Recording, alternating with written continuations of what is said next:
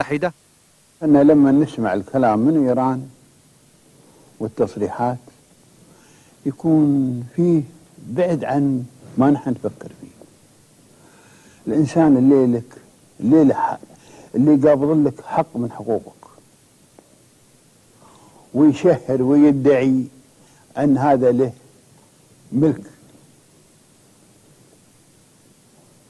ملك سابق، هو يعني متدربح عليه ولا هو جديد عليه، ولا هو جديد كاسب لنا أن هذا متسابق له.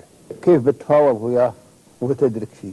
لو إنسان يقول لا أنا عندي هذا الشيء صحيح، ولكن أنا عندي براهين على حقي فيه، فأريد الآخرين يجون ببراهينهم، فإن كان لهم براهين أقوى من براهيني فالحق لهم، وإن كان براهيني أقوى فالحق لي.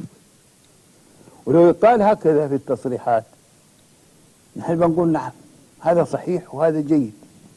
ولو يقال بعد غير هذا أن نحن ما نعرف، نحن عندنا براهين وما نعرف البراهين اللي عند أخواننا وجيراننا، ولكن ما بيبري هذه البراهين وبيصححها إلا التحكيم. إذا قدمناها نحن براهين للتحكيم وقدموا براهينهم للتحكيم، التحكيم هو بيصحح على ايش البراهين منها الصحيحة وايش البراهين